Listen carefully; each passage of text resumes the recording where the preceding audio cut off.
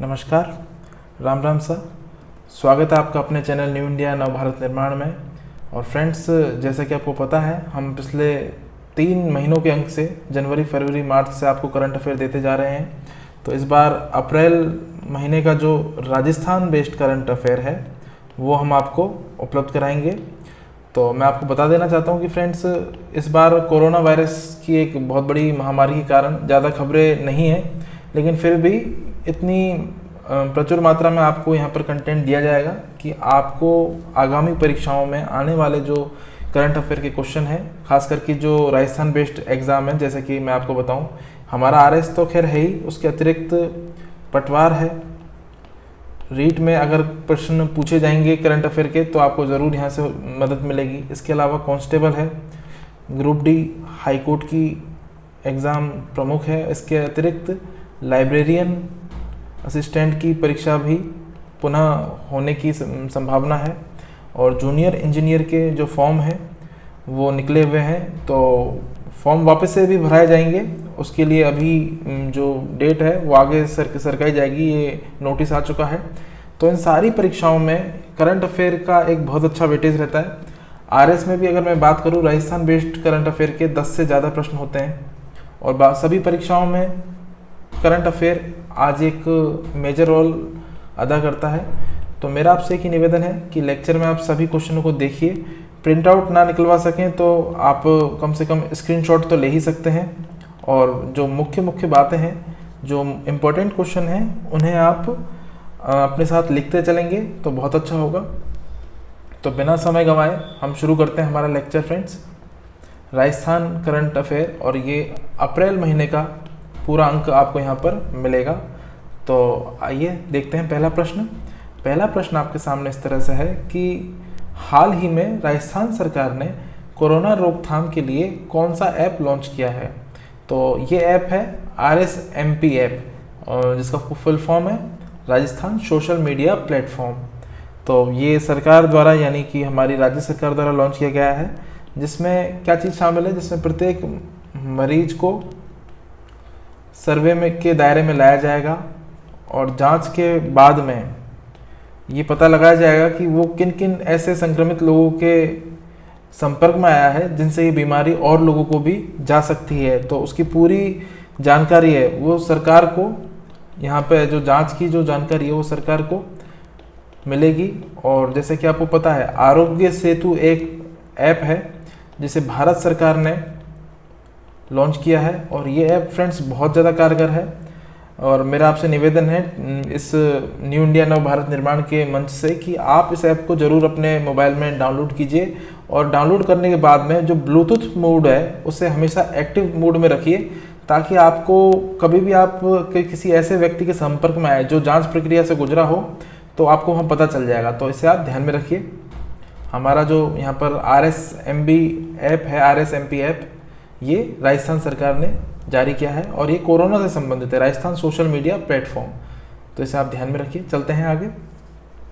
अगला प्रश्न है, राजस्थान में कोरोना पर नज़र रखने हेतु किस केंद्रीय मंत्री को प्रभारी बनाया गया है। तो देखिए, मैं आपको एक बात बताना चाहूँगा कि केंद्र सरकार ने अभी हाल ही में जितने भी राज्य हैं उनमें कोरोना पर नज़र रखने के लिए और एक मंत्री स्तरीय वार्ता हमेशा बनाए रखने के लिए उन्होंने सभी राज्यों में एक एक केंद्रीय मंत्री को प्रभार दिया है। तो राजस्थान में गजेंद्र सिंह शेखावत हैं, जो केंद्र में जल शक्ति संसाधन मंत्री हैं। तो इनके बारे में हम पहले भी काफ़ी डिस्कस कर चुके हैं।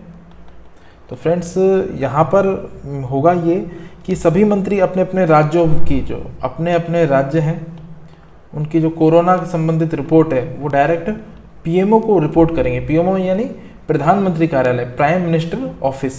तो इसे आप ध्यान में रखिए। और जैसे कि प्रत्येक राज्य के जो कोई ना कोई केंद्रीय मंत्री हैं उनको ये जिम्मेदारी सौंपी गई है, ताकि केंद्र स्तर पर जो इंतज़ामात हैं वो कहीं इंतज़ामों की कमी ना पड़ पाए, इंतज़ामों की कमी ना हो और रिपोर्ट मिलती रहे। जैसे कि अभी वर्तमान में 78 ऐसे ज़िले हैं जिनमें पिछले 15 दिनों में एक भी केस नहीं आया है कोरोना पॉजिटिव का।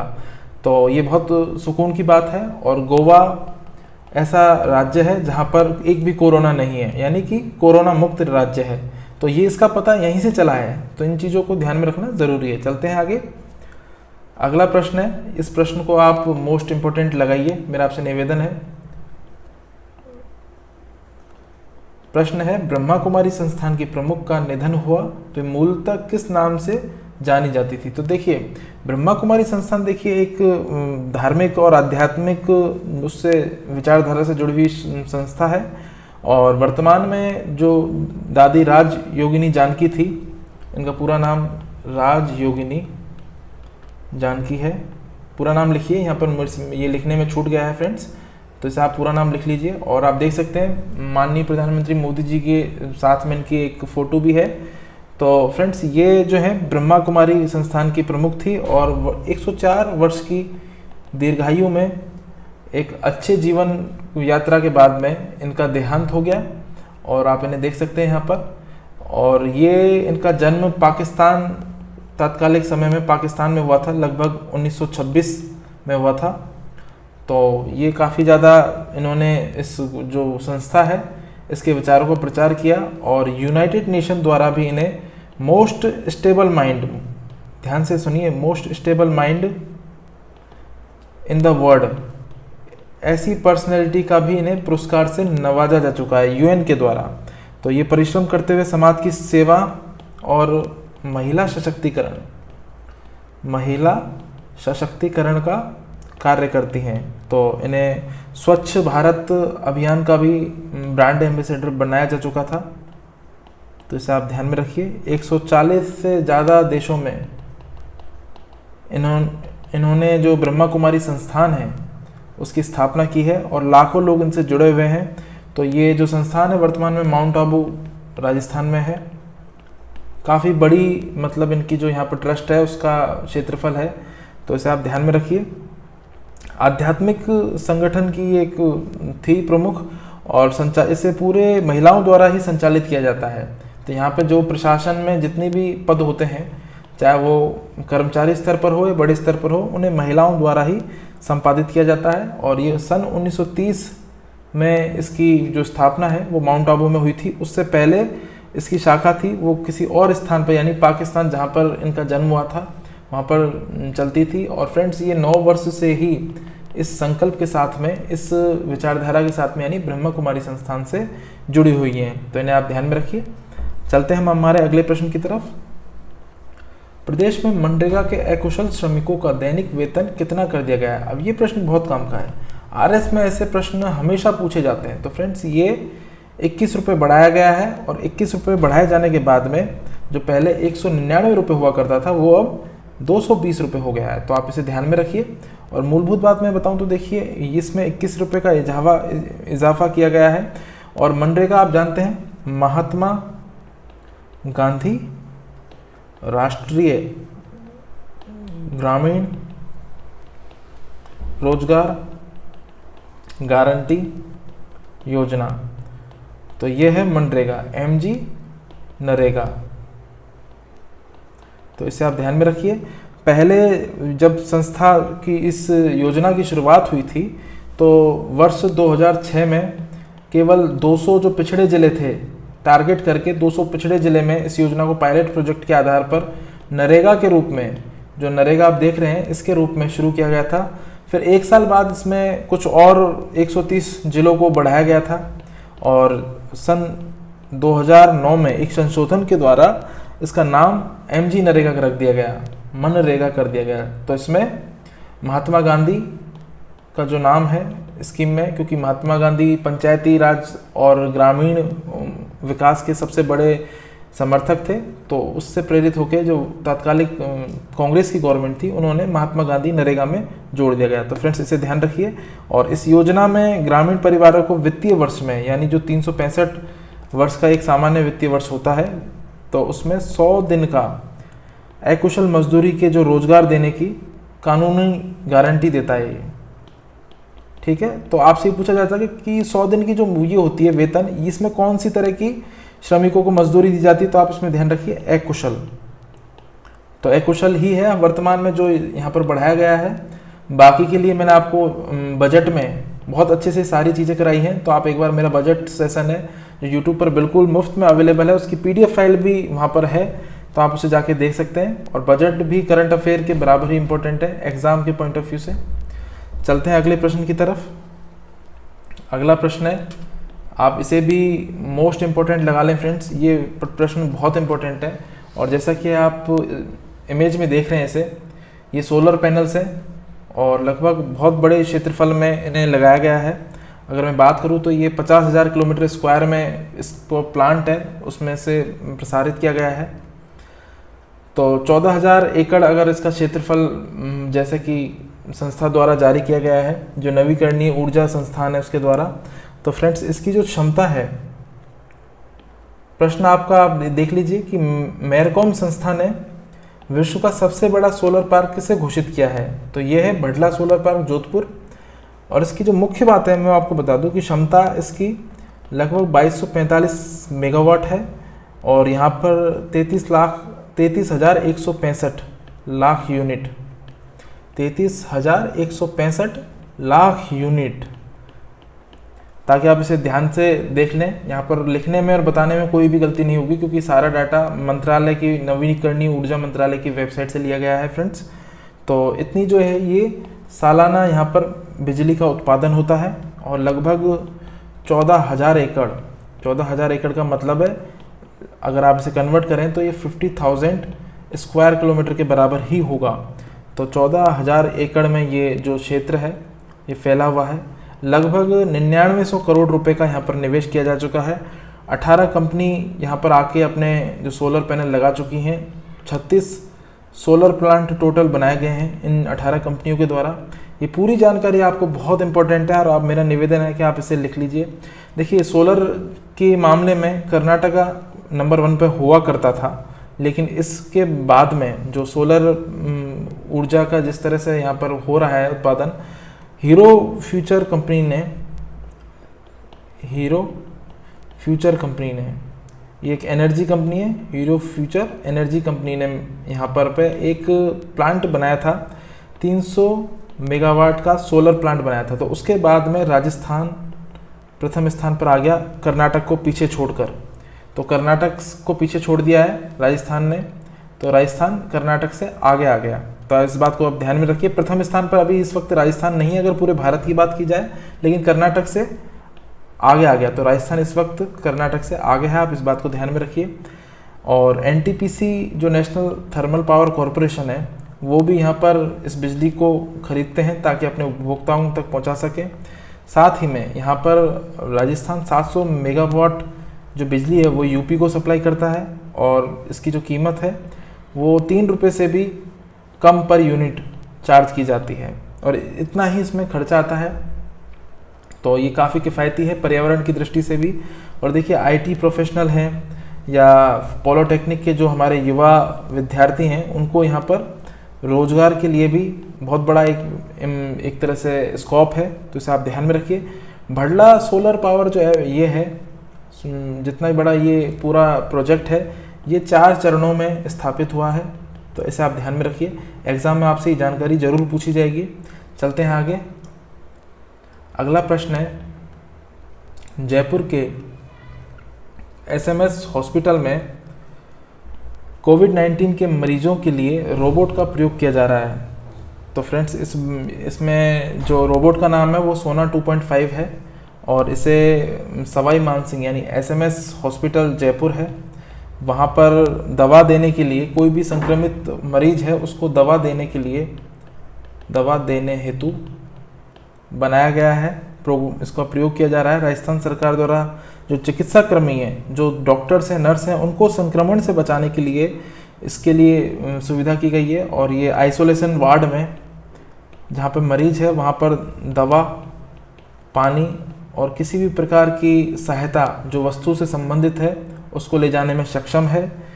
रोबोट का संचालन एक कंप्यूटर के जरिए एक स्थान से किया जाएगा और ये आर्टिफिशियल इंटेलिजेंस, ध्यान रखिए, इससे ये तकनीकी इसमें डाली गई है और सेंसर की मदद से ही ये टारगेट तक पहुंचते हैं, जिसे मतलब वाईफाई जो इंटरनेट सर्वर है वहाँ से इसे लैपटॉप या स्मार्टफोन से भी चलाया जा सकता है।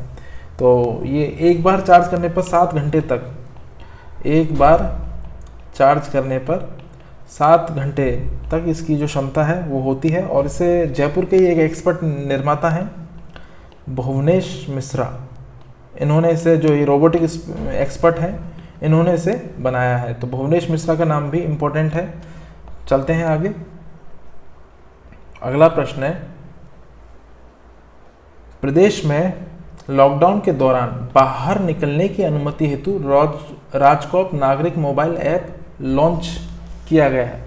तो ये राजस्थान सरकार ने किया है। और प्रश्न देखिए किसी भी तरीके से आ सकता है, आपको पूरा याद होना चाहिए, पूरा पढ़ा हुआ होना चाहिए और आपके कंसेप्ट एकदम क्लियर होने चाहिए, साथ में फैक्ट भी आपको पता होने चाहिए। क्योंकि यहाँ पर जो हमारा एग्ज़ाम पैटर्न है राजस्थान में, चाहे आरएस हो चाहे आपका पटवार हो, तो उसमें यही डिमांड की जाती है फ्रेंड्स कि आपको पूरी चीज़ों का, पूरी बातों का पता होना चाहिए और प्रश्न किसी भी तरीके से पूछा जा सकता है। तो देखिए राजकॉप है, ये एंड्रॉयड मोबाइल में जो गूगल प्ले स्टोर है वहाँ पर जाके आप इसे डाउनलोड कर सकते हैं। और इसमें आप कोई भी अपनी जो जानकारी दे करके, यदि आपको कहीं पर जाना है लॉकडाउन में, या पुलिस पाबंदी को नियंत्रित करने के लिए, जैसे आपने जो मानवीय रुख हैं, ये दोनों चीज़ें ज़रूरी हैं। क्योंकि पुलिस का अभी ये लक्ष्य है कि वो लोगों को घर से बाहर निकलने नहीं देगी और कोरोना के संक्रमण से बचाएगी। तो राजकॉप ऐप में आप परमिशन ले सकते हैं कहीं भी जाने की, वाहन संबंधी परमिशन भी ले सकते हैं कि हमें इस स्थान से दूसरे स्थान पर जाना है। तो उसमें आपको पुलिस की बर्बरता का शिकार नहीं होना पड़ेगा। तो इसे आप ध्यान में रखिए, राजकॉप ऐप पे।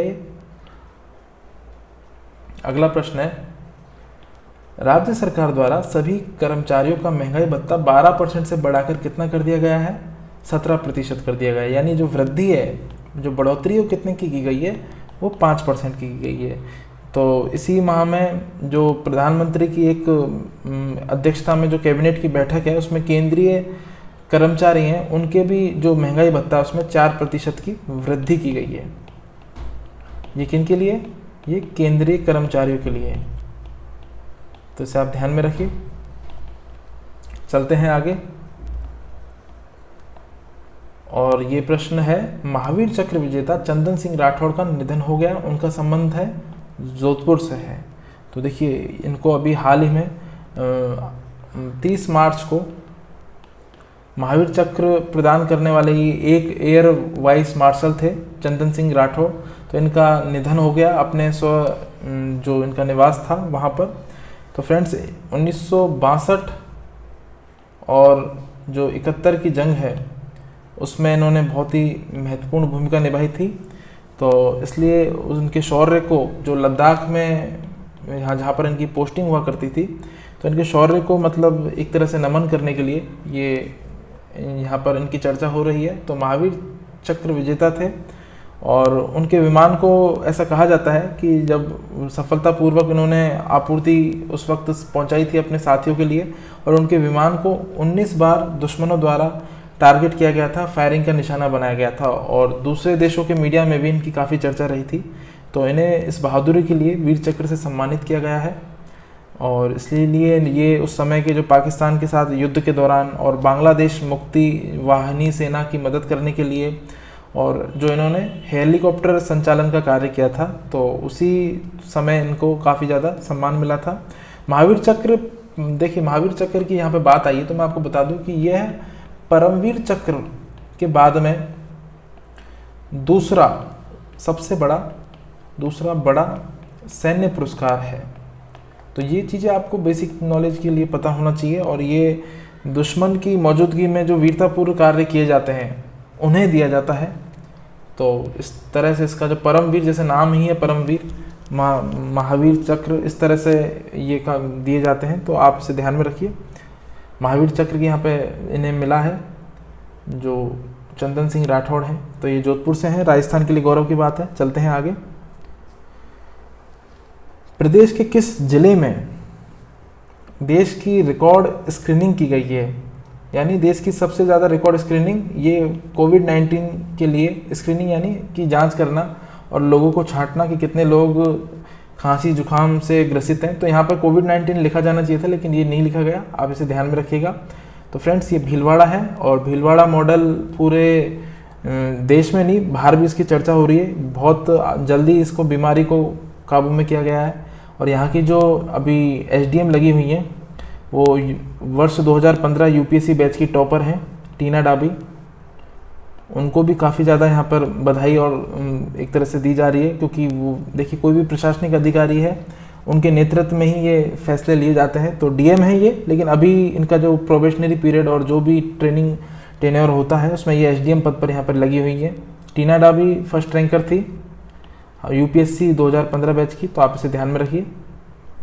ये बातें मतलब आईक्यू नॉलेज के लिए और एक सेंसिबल ह्यूमन बीइंग के लिए ज़रूरी होती हैं, तो इन्हें याद रखना भी ज़रूरी होता है। तो फ्रेंड्स मैं आपको बता दूं कि 6000 टीमें बनाई गई थी भीलवाड़ा के लिए, अकेले भीलवाड़ा के लिए, और 24 लाख लोगों की जो स्क्रीनिंग है उसे महज 9 दिनों में पूरा कर लिया गया था। और 24 लाख में से 18 लाख लोग ऐसे थे जिनको नॉर्मल खांसी जुकाम नज़ला इस तरह से था, तो उनकी स्क्रीनिंग की गई है। और आइसोलेशन और क्वारंटाइन का जो काम है वो बहुत ही युद्ध स्तर तरीके पे किया गया है, और यहाँ पर कर्फ्यू ही लगाया गया था बहुत कम समय में पता चलते ही। और उसी के कारण जो यहाँ पर तात्कालिक जिला कलेक्टर थे राजेंद्र भट्ट, अभी भी हैं, तो उनके निर्देशन में यहाँ पर कर्फ्यू की घोषणा कर दी गई थी। आदेश की जो ऊपर से आदेश मिलते हैं उसकी प्रतीक्षा किए बिना ही, तो ये मॉडल सबसे ज़्यादा सफल रहा है। तो भीलवाड़ा का नाम इसमें इम्पोर्टेंट है, और इस प्रश्न क्वेश्चन को भी आप इम्पोर्टेंट टिक कीजिए। चलते हैं आगे। अगला प्रश्न है, राजस्थान की बेटी ने ब्रिटेन की प्रशासनिक सेवा परीक्षा उत्तीर्ण की है, वह है? तो इनका नाम पलक शर्मा है, और कोटा की ये रहने वाली है। हमारे जो शहर है कोटा राजस्थान में, जो शिक्षा नगरी के नाम से जानी जाती है। तो पलक शर्मा ने यूएन के जो एसडीजी लक्ष्यों की वो पूर्ति करने वाले एक एनजीओ के साथ मिलकर जोधपुर और लद्दाख में भी शिक्षा और पर्यावरण जैसे मुद्दों पर बहुत काम किया है, शिक्षा व पर्यावरण जैसे मुद्दों पर भी। और मैं बता दूं कि कोटा से जो सांसद हैं माननीय लोकसभा अध्यक्ष ओम बिड़ला जी, उन्होंने भी इन्हें बधाई दी है ट्वीट करके कि कोटा की मेधावी बेटी पलक शर्मा को United Kingdom UK civil service परीक्षा पास कर ब्रिटेन में प्रशासनिक अधिकारी बनने पर हार्दिक बधाई। तो इस तरह से आप इसे पढ़ सकते हैं, काफ़ी आपको मतलब ये चीज़ याद करने में आसानी रहेगी। चलते हैं आगे। अगला प्रश्न है, प्रदेश के सभी विधायक कर्मचारियों के वेतन का हिस्सा स्थगित किया जाएगा। तो यहाँ पर आप देख लीजिए इसे। तो फ्रेंड्स इसमें जो मुख्य बातें हैं वो इस तरह से है कि यहाँ पर जो जितने भी विधायक और मंत्री हैं, विधायक एवं जो मंत्री स्तर के लोग हैं यहाँ पर, उनके वेतन में 75% की जो है कटौती की जाएगी। ये एमएलए विधायक जो जिन्हें कहा जाता है उनके वेतन में, और जो सरकारी कर्मचारी हैं इनके वेतन में 50% की कमी की जाएगी, और जो 4th ग्रुप डी के कर्मचारी हैं उन्हें 30% की उनके वेतन से काट लिया जाएगा। और ये घोषणा माननीय मुख्यमंत्री जी ने की है, सीएम साहब ने। तो और जो आईएएस और आईपीएस यानी जो अखिल भारतीय सेवा स्तर के अधिकारी हैं, अखिल भारतीय सेवा स्तर के जो अधिकारी हैं उनके वेतन से 60% वेतन काट लिया जाएगा। और पेंशनर से भी जो पेंशन पाते हैं लोग, उनकी भी 30% जो वेतन है उन्हें मिलता है पेंशन का, उससे काटा जाएगा। तो देखिए कोविड-19 से लड़ने में अब कार्य प्रणाली अर्थव्यवस्था सब ठप है, तो सरकार देखिए लोगों से के कार्य द्वारा ही अपने धन की उपज करती है। तो दुकानें, बाजार, मार्केट, अर्थव्यवस्था, टैक्स वगैरह सब बंद है अभी। तो इससे क्या है कि अर्थव्यवस्था पर अतिरिक्त दबाव नहीं पड़ेगा, और ये बहुत ही ज़्यादा फ़ायदेमंद साबित होगा, बजाय उनके कि जो लोग बेचारे रोज़ मजदूरी करते थे और उनको संसाधन की कमी थी। तो यहाँ पर ये बहुत ही प्रशंसनीय कार्य है, और लोगों के द्वारा इसके लिए कोई भी विरोध दर्ज नहीं कराया गया है, इसकी प्रशंसा हो रही है। तो देश के लिए बड़े गौरव की बात है, ऐसा अन्य देशों में नहीं मिलता है। तो यहाँ पर लोग और सरकार का ये बहुत बड़ा एक तरह से जो बड़े दिल वाली बात है, तो इसे आप ध्यान रखिए। चलते हैं आगे। राजस्थान में उज्ज्वला योजना के तहत लाभार्थियों को कितने एलपीजी सिलेंडर निःशुल्क दिए जाएंगे? तो ये 3 सिलेंडर मिलेंगे, जिसका टाइम अप्रैल, मई, जून है, यानी कि जो लॉकडाउन का जो टाइम है, क्योंकि काफ़ी परिवार ऐसे हैं जो काम धंधा नहीं चल पा रहा और जो श्रमिक वर्ग है वो बाहर नहीं जा सकते अपनी मेहनत मजदूरी करने के लिए, तो उन्हें जो इसमें है आर्थिक नुकसान उठाना पड़ रहा है, तो सिलेंडर उन्हें फ्री दिया जाना ज़रूरी है, तो इसे आप ध्यान में रखिए। और अगला जो हमारा प्रश्न है वो इस तरह से है कि हाल ही में ब्रह्मा कुमारी संस्थान का जो प्रमुख बनाया गया है वह है दादी हृदय मोहिनी। तो देखिए, दादी जानकी, जैसे कि अभी हमने शुरू में प्रश्न में पढ़ा था, राजयोगिनी दादी जानकी, उनका निधन हो गया, तो उनकी जगह पर अब ये इन्हें बनाया गया है, जिनकी उम्र है वो 96 ईयर्स है, और ये बहुत समय से यहाँ पर सेवा कर रही हैं। और इस संस्थान की विशेषता ये है कि इसे केवल महिलाओं द्वारा ही संचालित किया जाता है, तो आप इसे ध्यान में रखिए।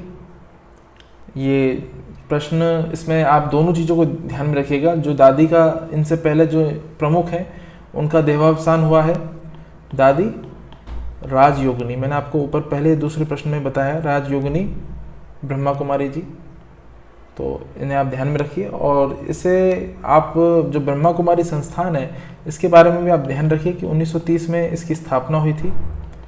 माउंट आबू इनका जो प्रमुख है, मुख्यालय है, वो माउंट आबू में है, और 140 से ज़्यादा देशों में इनके संस्थान और इनकी शाखाएं बनी हुई है, तो इसे आप ध्यान में रखिए, ये इम्पोर्टेंट सूचना है।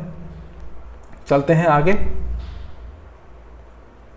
अगला प्रश्न है, प्रदेश के किस प्रमुख साहित्यकार को अभी वर्तमान में इनका निधन हो गया? तो ये प्रमुख साहित्यकार जिनका निधन हुआ ये है रघुराज सिंह हाड़ा। तो हाड़ौती के मूर्धन्य साहित्यकार रघुराज सिंह हाड़ा का भी हाल ही में निधन हो गया, तो इन्हें आप ध्यान में रखिए फ्रेंड्स। और इन्हें राजस्थान साहित्य पुरस्कार और अन्य कई तरह के जो अच्छे पुरस्कार हैं, प्रतिष्ठित पुरस्कार हैं, वो इन्हें दिए जा चुके हैं, और वर्तमान में इनका अभी निधन हुआ है। तो हाड़ौती क्षेत्र से इनकी जो छवि है, हाड़ौती यानी जो कोटा बूंदी बारा झालावाड़ का क्षेत्र है, वहाँ पर ये काफ़ी ज़्यादा लेख लिखते थे, जाने माने साहित्यकार थे, और 88 वर्ष की उम्र में इनका निधन हुआ है। राजस्थान साहित्य अकादमी सहित प्रदेश की कई संस्थाओं ने इन्हें नवाजा है। राजस्थान गौरव अवार्ड इन्हें मिला है, हाड़ौती गौरव अवार्ड इन्हें मिला है, और मोहन मंडेला जो साहित्यिक क्षेत्र में बड़ा पुरस्कार माना जाता है, मोहन मंडेला अवार्ड भी इन्हें मिला है। अन्य प्रदेश की राज्य सरकारों ने भी इन्हें सम्मानित किया है। एक रामकथावाचक बहुत ही प्रसिद्ध संत हैं मोरारी बापू जी, तो उन्होंने भी इन्हें, जो गुजरात का एक काग सम्मान है, उससे नवाजा है। तो इस तरह की छोटी मोटी जानकारियाँ हैं जो आप ध्यान रख सकते हैं। तो यह है रघुराज सिंह हाड़ा। चलते हैं आगे। अगला प्रश्न है, प्रदेश में कोविड-19 महामारी से निपटने हेतु राज्य स्तरीय वार रूम कहाँ स्थापित किया जाएगा? तो यह है जयपुर में। तो देखिए, अभी जो कोरोना वायरस के संक्रमण की आशंका को रोकने की दृष्टि से जो अभी जितने भी हमारा जो इन्फॉर्मेशन टेक्नोलॉजी है और सूचना का आदान प्रदान है, उसको उपलब्ध कराने के लिए ये वार रूम बनाया जा रहा है। देखिए, वार रूम ये होता है जहाँ पर आप स्ट्रेटजी तय कर सकें। तो ये हर जिला स्तरीय जो क्या घटनाक्रम है और वहाँ पर क्या स्थिति है, उसको जांचने के लिए माननीय जो सीएम गहलोत साहब हैं, उन्होंने इसकी घोषणा की है। और ये राजस्थान के जयपुर में इसका जो है एक हेडक्वार्टर है, तो वहाँ पर इसका मुख्यालय है।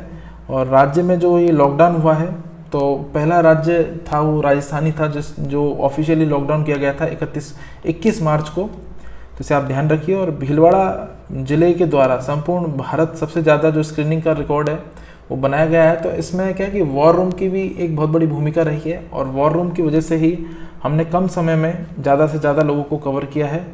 तो भीलवाड़ा देखिए इसका ज्वलंत उदाहरण है, तो आप इसे ध्यान रख सकते हैं। अगला प्रश्न देखते हैं।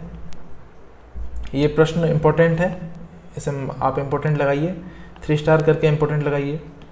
हाल ही में राजस्थान की किस महिला को राष्ट्रपति द्वारा नारी शक्ति पुरस्कार 2020 से सम्मानित किया गया है? तो ये मोहना सिंह है। अब देखिए, मोहना सिंह जो स्थानीय निवासी हैं, ये झुंझुनू की हैं, और इनकी विशेषता ये है कि जो प्रथम 3 महिलाएं हैं जिन्होंने फाइटर प्लेन उड़ाया है, प्रथम 3 महिला में, उनमें इनका स्थान है। तो एक तरह से हमारे राज्य की ये प्रथम महिलाएं। इनके अलावा अवनी चतुर्वेदी और एक भावना कांत, ये प्रमुख और अन्य महिलाएं हैं। इन्हें हम अलग से पढ़ेंगे, इन्हें आप सर्च भी कर सकते हैं अपने स्तर पर। लेकिन मोहना सिंह राजस्थान के, जिन्होंने जो पहली बार फाइटर प्लेन उड़ाया है, मिग 21 की ये पायलट हैं। इनके पिता भी वायुसेना में वारंट ऑफिसर के पद पर रह चुके हैं। और वर्तमान में महिला दिवस 8 मार्च को जो मनाया गया था पिछले महीने, तो इन्हें सम्मानित किया गया है। तो ये 2020 का नारी शक्ति पुरस्कार मिला है। और 2019 में आपको पता है रोमा देवी, जो बहुत ज़्यादा चर्चा में थी और अभी भी हैं, उन्हें दिया गया था। तो इसे आप ध्यान में रखेंगे। चलते हैं अगले प्रश्न की तरफ। वो इस तरह से है, यूके एशियन फिल्म फेस्टिवल में बेस्ट शॉर्ट फिल्म का अवार्ड राज्य के किस युवा फिल्म मेकर को मिला है? तो यह है यशवर्धन गोस्वामी, जिन्होंने हे राम पिक्चर एक शॉर्ट फिल्म बनाई है 5 मिनट की। 5 मिनट की ये शॉर्ट मूवी है। एक देख सकते हैं आप, एक युवा फिल्म निर्माता है और बहुत ही शानदार कल्पना शक्ति के दम पर इन्होंने एक वेबसाइट के जरिए मतलब इन्हें ये मेल प्राप्त हुआ था कि आपको इस अवार्ड से नवाजा जाएगा। तो ये लंदन में ही होना है। तो फ्रेंड्स, इनकी जो पिक्चर की थीम थी वो इस तरह से थी कि एक हिंदू ऑटो चालक होता है और वो अयोध्या से मुंबई आया है। तो उसको क्या है कि उसकी एक आदत है, वह जब भी अपने दिन की शुरुआत करता है तो अपने ईश्वर यानी जय श्री राम का नारा लगा करके वो अपने ईश्वर की शुरुआत करता है। परंतु कुछ असामाजिक तत्व और कट्टरपंथियों के दबाव में आकर के और उनसे तनाव में आकर के वो एक दिन इस तरह से शुरुआत करना भूल जाता है और उसने जय श्री राम बोलना अचानक से उसको बंद करना पड़ता है। तो इसी बात पर ये आधारित है कि व्यक्ति परिस्थितियों में आकर के अपने जो उसूल और कायदे हैं उन्हें तोड़ देता है। तो ये इनका जो संबंध है वो राजस्थान के जयपुर से है। तो इन्हें आप ध्यान में रखिए। अगला प्रश्न आपके सामने इस तरह से है, हाल ही में राज्य की किस फिल्म मेकर की शॉर्ट फिल्म को यूके एशियन फिल्म फेस्टिवल में शामिल किया गया था? तो ये ईशान हर्ष है, इनकी फिल्म है जयपुर मेरा शहर, ये है फिल्म का नाम। तो देखिए, ये जयपुर के बारे में एक खूबसूरत जो इसकी सबसे ज़्यादा पर्यटन को बढ़ाने वाली इसकी बातें हैं जयपुर की, एक गुलाबी शहर के रूप में, वो यहाँ पर इस फिल्म में अच्छी तरह बताई गई हैं। और ज़्यादातर जो इसमें फुटेज है वो ड्रोन की फुटेज है, ताकि जयपुर की जो सांस्कृतिक विरासत है उसका फिल्मांकन किया जा सके। तो FTII पुणे के एक दिशा निर्देशन में बनी है। तो ईशान इस फिल्म के हैं, तो आप इसे ध्यान में रखना। तो ये फिल्म मेकर हैं। तो चलते हैं आगे। कोरोना महामारी से लड़ने हेतु राजस्थान में रेलवे ने कितने आइसोलेशन कोच तैयार किए हैं? तो फ्रेंड्स, इसका जो सही जवाब है वो 266 है और उत्तर पश्चिम रेलवे के द्वारा ये कार्य किया जा रहा है। और मैं आपको बता दूं कि कुछ चुनिंदा 6 रेलवे स्टेशन हैं राजस्थान में जहां पर ये कार्य किया जाएगा। तो जयपुर में है और सबसे ज़्यादा जो बनाए जाएंगे रेलवे कोच वो जोधपुर में बनाए जाएंगे। इसके अतिरिक्त जयपुर में 48 है और उदयपुर है और अन्य स्टेशन हैं कुछ इसी तरह से, अजमेर भी है। तो हाईएस्ट यहाँ पर जोधपुर में बनाए जाएंगे। एक कोच में जो है कम से कम 14 से 16 व्यक्तियों के लिए सुविधा होगी उनके इलाज के लिए, आइसोलेशन के लिए। और कुल टोटल इनमें 3724 मरीजों का इलाज किया जाएगा। और टॉयलेट्स और बाथरूम जो हैं उनको भी इसी तरह से सैनिटाइज किया जाएगा बार बार, और वहाँ पर हैंड वॉश और इस तरह के जो सैनिटाइज़र हैं वो रखे जाएंगे। तो ये जो सरकार का प्रबंध है कोरोना जैसी महामारी से लड़ने के लिए, तो इसे आप ध्यान में रखिए। तो राजस्थान में 266 होंगे और पूरे अगर उसकी बात करें, पूरे भारत की बात करें तो वहाँ पर 5000 जो हैं बनाए जाएंगे इस तरह के आइसोलेशन वार्ड। रेलवे की कोचेस को तब्दील किया जाएगा। तो आपको ये कुछ छोटी छोटी बातें हैं, इन्हें ध्यान में रखना है। चलते हैं आगे। प्रदेश के किस व्यक्ति ने कोविड-19 टेस्ट किट का निर्माण किया है? तो देखिए, डॉक्टर योगेश यादव हैं। डॉक्टर योगेश यादव जो है ये JK लोन अस्पताल जयपुर में है। तो इन्होंने एक सस्ता कोविड-19 से लड़ने के लिए एक किट बनाया है जो संक्रमण से बचने के लिए और डॉक्टर और जो नर्स और जो भी सेवारत लोग हैं जो इस कार्य में अपना एक तरह से योगदान दे रहे हैं, शारीरिक ऊर्जा का उपयोग कर रहे हैं, उनके लिए ये काफ़ी ज़्यादा कारगर साबित होगा। चलते हैं आगे। अगला प्रश्न है, कोरोना महामारी के चलते मुख्यमंत्री द्वारा किन 2 फसलों के बीजों को निःशुल्क वितरित किया जाएगा? तो देखिए ये है मक्का और बाजरा। और मुझे अगर सही तरह से याद आ रहा है इस बार, तो RS मेंस में 2018 में एक ज्योग्राफी में 5 मार्क्स का क्वेश्चन आया था कि मक्का के लिए राजस्थान में जो एक अनुकूल परिस्थितियां हैं वो किस तरह से हैं। प्रश्न इसी तरह से था, तो वो मक्का के लिए ही था। तो देखिए दक्षिणी राजस्थान में जो है उसी के ऊपर थोड़ा सा आपको उल्लेख करना था। प्रश्न मुझे अभी बहुत ढंग से याद नहीं है फ्रेंड्स, तो आप इसे बाद में और क्रॉस चेक कर लीजिएगा। लेकिन प्रश्न पूछे जाते हैं और वो इसी तरह से पूछे जाते हैं, तो आपको हर जगह हर कंसेप्ट को क्लियर करना बहुत ज़रूरी है। तो यहाँ पर मक्का और बाजरा है, और मैं आपको बता देना चाहता हूँ कि 5 लाख किसानों को मक्का के 5 किलोग्राम के जो किट हैं वो दिए जाएंगे। और अगर बाजरा की बात करें तो यहाँ पर 10 लाख किसानों को बाजरा के जो किट हैं वो 1.5 किलो के जो मिनी किट हैं वो दिए जाएंगे, ताकि वो बीज का सदुपयोग कर सकें। और मक्का और बाजरा जैसा कि आपको पता है ये खरीफ की फसलें हैं दोनों ही। और जिस तरह से मक्का अगर आप देखें तो ये मूलतः अमेरिकी पौधा है, और बाजरा है ये अफ्रीका का मूलतः पौधा है। तो इस तरह से इनके वो हैं। और राजस्थान में जो मक्का है वो पूरे जो देश है उसकी उत्पादन की दृष्टि से लगभग 8वां भाग यहाँ पर होता है। तो माही कंचन और माही धवल जो इसकी वर्तमान में अभी जो चर्चा में आई थी वो इसकी किस्म है माही कंचन और माही धवल। तो इस तरह से आप इन्हें ध्यान में रख सकते हैं। तो मक्का की जो हरी पत्तियों से बनने वाला चारा है वो साइलेज कहलाता है।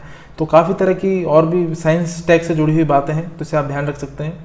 गरीब लोगों का भोजन में आता है, जैसे कि अब बाजरा है, और इसे राजस्थान का जो एक गौरव अनाज भी कहते हैं। मतलब राजस्थान का गौरव है ये, क्योंकि अनाज के क्षेत्रफल में इसमें राजस्थान का पूरे देश में प्रथम स्थान है, फर्स्ट है राजस्थान।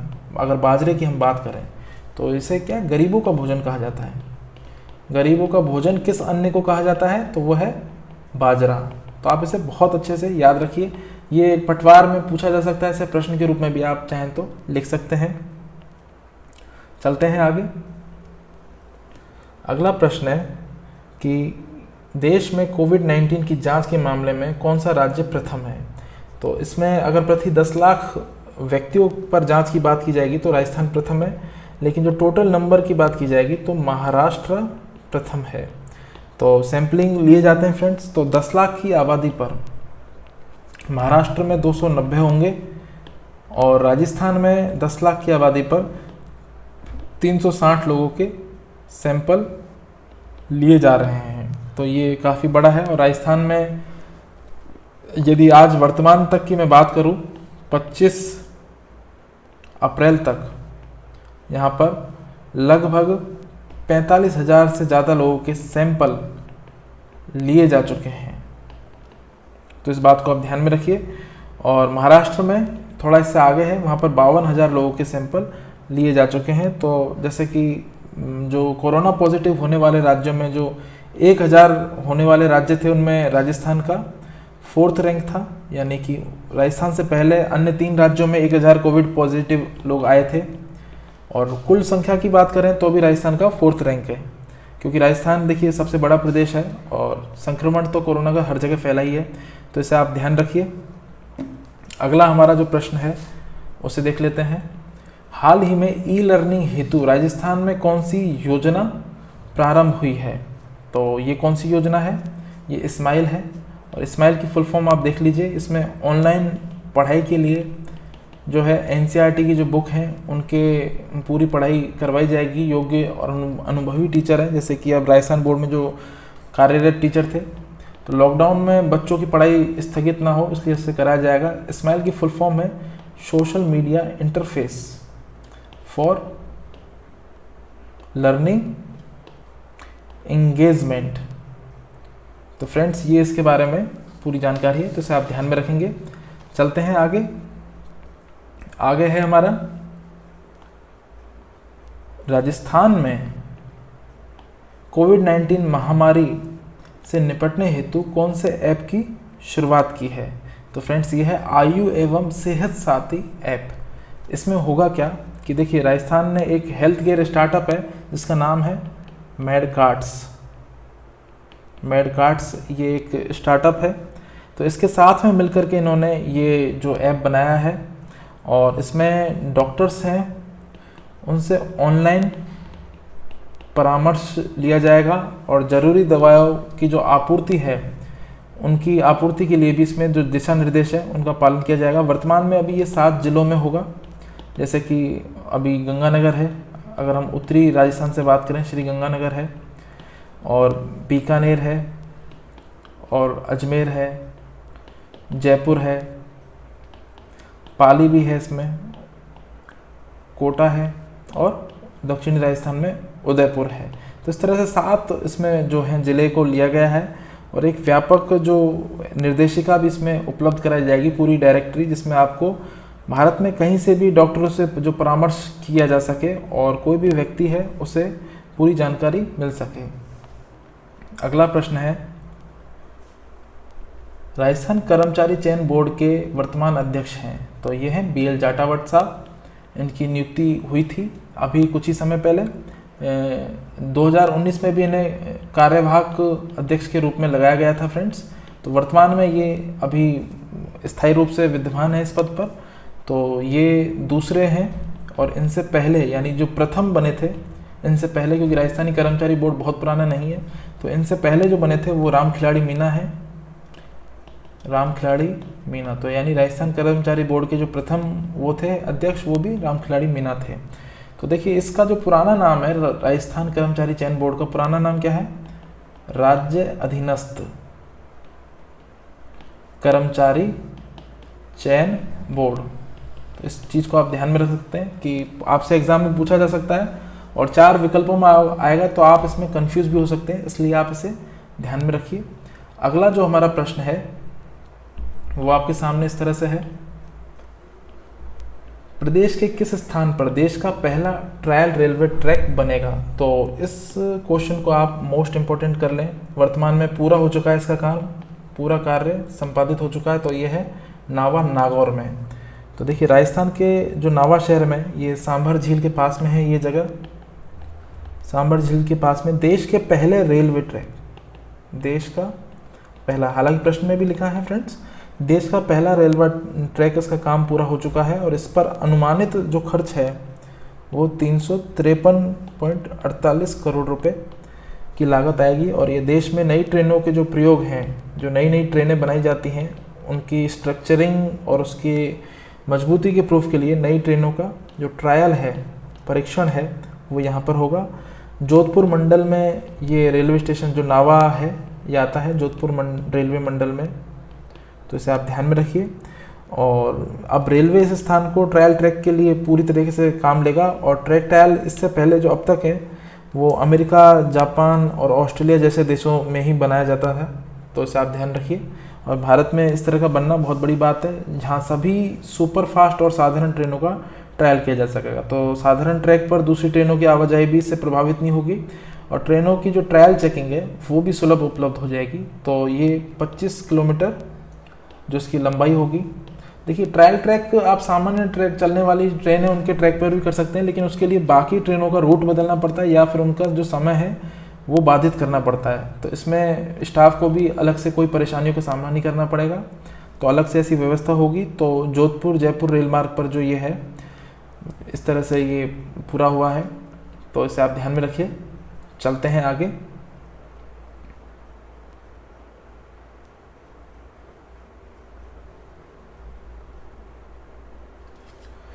तो फ्रेंड्स, यहाँ पर आपके जो देखिए, इस बार क्या है कि कोविड-19 की वजह से प्रॉब्लम्स ज़्यादा थी। देश क्या, पूरी दुनिया में एक तरह से बंदगी का माहौल है, कहीं भी कोई भी नहीं निकल पा रहा है।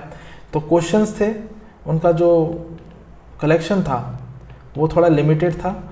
लेकिन फ्रेंड्स, हमारा काम क्वेश्चंस को ज़बरदस्ती ज़्यादा बनाना या नंबर ऑफ़ क्वेश्चन को ज़्यादा लेना नहीं है। हमारा काम ये कि हम जो भी पढ़ें क्वालिटेटिव पढ़ें, गुणवत्तापूर्ण मटेरियल ही पढ़ें, क्योंकि फालतू की भीड़ और ऐसे कंटेंट को पढ़ने से कभी भी कोई फ़ायदा नहीं होता। और मेरा व्यक्तिगत अनुभव है कि पढ़ाई अच्छी वही है जिसे आप एग्ज़ाम हॉल के भीतर ले जा सकें। तो मैं आपको यहाँ पर बता चुका हूँ कोई भी आपको इससे संबंधित समस्या हो तो आपको विचलित होने की ज़रूरत नहीं है। मानवीय त्रुटि हर जगह हो सकती है। तो आपको करना क्या है, आपको कमेंट करना है। आप लाइक करें डिसलाइक करें वो आपका व्यक्तिगत अधिकार है, लेकिन आप कमेंट ज़रूर करें, ये मेरा आपसे निवेदन है। और मेरी जो फीस है वो यही है कि आप कमेंट करके मुझे मेरा पूरा जो पारितोषिक है मेहनत का वो देंगे। तो फिलहाल के लिए जो अप्रैल का राजस्थान करंट अफेयर है वो यहाँ पर समाप्त होता है। लेक्चर में बने रहने के लिए फ्रेंड्स बहुत बहुत धन्यवाद, और मिलते हैं अगले अंक में। और उम्मीद करते हैं कि लॉकडाउन जल्दी खुले और ये कोरोना की जो बीमारी है ये एक समाप्त हो और हम वापस से अपने मतलब रूट पे आएँ। हालांकि घर में लोग ज़्यादा सेफ हैं, अपनों के साथ टाइम स्पेंड करने का मौका मिल रहा है। तो यही मेरी जो मनोकामना है कि आप स्वस्थ रहें, सुखी रहें और परिवार का हाथ बटाएं। थैंक यू सो मच, बहुत बहुत धन्यवाद।